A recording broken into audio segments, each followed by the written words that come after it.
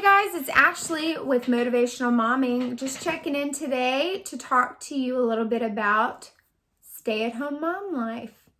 All my stay-at-home moms, which is all of you right now, just about, unless you're in the medical field, which, girlfriend, you are a rock star superhero. And you know what? I want to hear from you too. Give me a thumbs up if you're a mama. Comment below. I'd love to hear from you so I can reach out. Give us a follow so that we can keep up with you guys and you can keep up with us. We have some fun things in the works coming up over the next several weeks. But today I wanted to talk with you about stay-at-home mom life. I have been a career-oriented person and I've been a stay-at-home mom person, right? I've done both. So I will go ahead and admit that I never in a million years thought that I would be a stay-at-home mom. I went to school for 4 years to be a teacher. I worked very hard for that. I taught 3rd and 5th grade. I absolutely loved it, and I thought I was going to be a teacher for the rest of my life. But then I started having babies. First baby, okay, no problem. Second baby, some family dynamics changed, and then when we started looking at daycare, it was going to be like $1,400 a month to put 2 children in daycare, and we were nowhere near starting, pre-K or kindergarten or anything like that. And I thought, you know what? I'm basically going to be giving someone my salary to raise my kids for me. And then, of course, once we had Tora, a little while ago, that would have been over $2,000 a month to put 3 in daycare. So what's the point, right?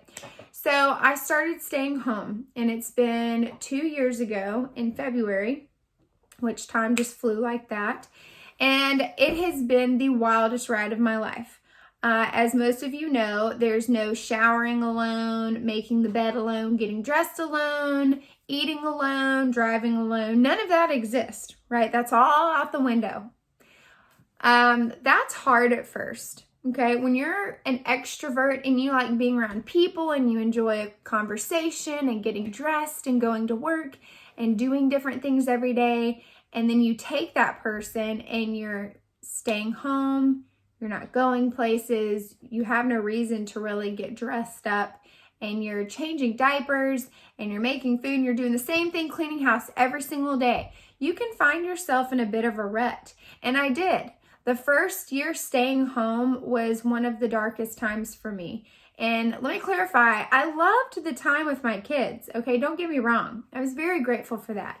But again, when you take someone who had never dreamed to be a stay-at-home mom or who had ever thought that it would be anything as wonderful as it actually is, because I didn't, okay? I thought, why would anyone want to do that? They never get to live their own life. They don't get to do what they want to do. Like, I was so wrong, y'all. It is the most rewarding thing ever because you're here for every single moment. And it comes with a lot of sacrifice, though. You don't have that alone time. But I can honestly tell you from being a person that's done both, whether you're at work and you wish you could be home with your kids, or you're at home and you wish you could be at work, you're never going to be 100% satisfied. Both jobs have ups and downs to them.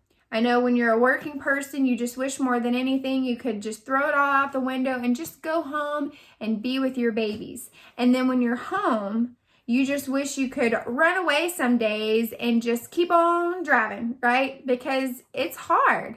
I mean, anyone who tells you being a stay-at-home mom isn't hard is not being super honest with you, because you never get a break from crying and screaming and all of that. Now, again, I'm not complaining. I'm just being honest with you because I've done both.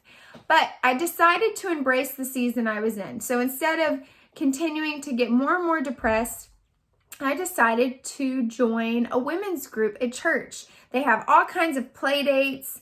They have everything. There's anything. There's MOPS, Mom of Preschoolers. Some of these are with the church, some are not.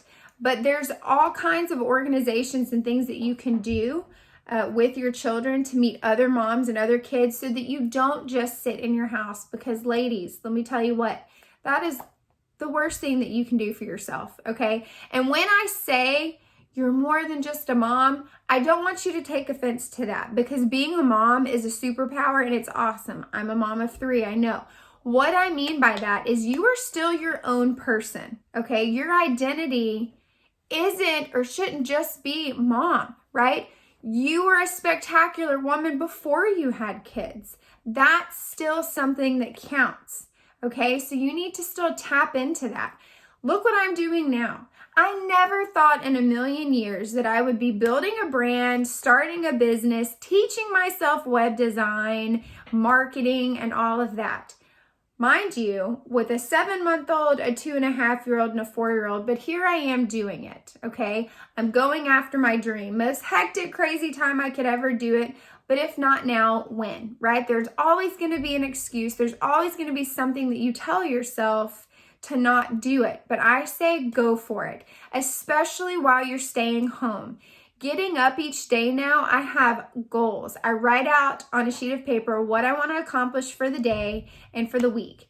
And you still have to, of course, be able to get the stuff taken care of at home. So like Tuesdays, I generally do a bunch of housework, right? I try to pick one day out of the week that I can just work on the house nonstop so that I don't have to stop and go all through the week.